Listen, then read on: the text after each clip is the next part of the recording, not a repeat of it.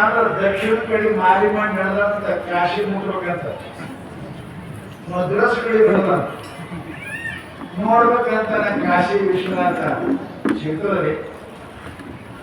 ಅದೇ ವಿಷಯ ಮೂರು ಹಳೆ ಮಾರಿ ಮಾಡಂಗಿಲ್ಲ ಸಮುದ್ರ ಹೋಗಿ ಸಾಹಿತ್ಯ ಕಾಶಿ. ಈಗ ನಮ್ಮ ಪ್ರವೃತ್ತಿ ಏನಂದ್ರೆ ಇದು ಎಲ್ಲಿ ನಿವೃತ್ತಿ ಮಾರ್ಗದೊಳಗೆ ಪರಿವರ್ತನೆ ಆಗುವುದಿಲ್ಲ. ಶಿವಪರ್ಯಂತ ಮನುಷ್ಯ ಸಮಾನ ಶಾಂತಿ ನಿರ್ಮಾಣಿ ಸಿಗಂಗಿಲ್ಲ. ಎಷ್ಟೇ ನೀವು ಶಾಣ್ಯಾರ ಎಷ್ಟೇ ಓದಿದ್ರು ಚದುರಂಗ ಚಪಲ ಬುದ್ಧಿ ಜ್ಞಾನಿ ಸಾಧು ಬುದ್ಧಿ ಅದಾವು ಎಲ್ಲ ಹೇಳ್ತಾರೆ. ಸಾಧು ಬುದ್ಧಿ ಅದ ವಿಶ್ವಾಸರ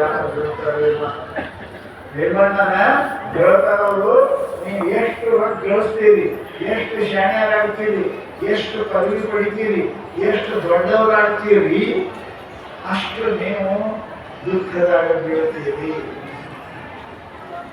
ರೊಕ್ಕಿದವ್ರ ಆರಾಮ ನೋಡಿ ರೊಕ್ಕಿದ ಬಸ್ ಸ್ಟ್ಯಾಂಡ್ ಮುಖ ಕರೀತಿ ರೊಕ್ಕ ಬಳ್ಳಾಗಿ ಆರಾಮ ಬಳ್ಳಾಗಿಟ್ಟು ಒಂದು 2 ತೊಲೆ ಬಂಗಾರ ₹1,000 ಇದ್ದವ್ರು ಮುಗಿಸ್ತೀರಿ ಬಸ್ ಸ್ಟ್ಯಾಂಡ್ದಾಗ ಬೆಳ್ತಾನ ಕೂಟು ಹೆಸರೇ ಇರ್ತಾವ. ಯಾಕೆ ನೀ ತಿಳ್ಕೊಂಡಿದ್ರಿ ರೊಕ್ಕ ಸುಖ ಇಲ್ಲ. ರೊಕ್ಕ ಬಿಡ್ರಿ ಎಲ್ಲ ಮರ್ತಕ್ಕೆ ಹೆಂಗೆ ಸುಖ ಸಿಗ್ತದೆ. ಪುಣ್ಯಾತ್ಮರೇ ಸದ್ಗುರುಗಳು ನಮ್ಗೆ ಏನ್ ಹೇಳ್ತಾರ ಅಂದ್ರೆ ತಮ್ಮ ಎಲ್ಲಾನು ಇದ್ರು ಮರ್ತಂಗೆ ಇರಕ್ ಕಲಿ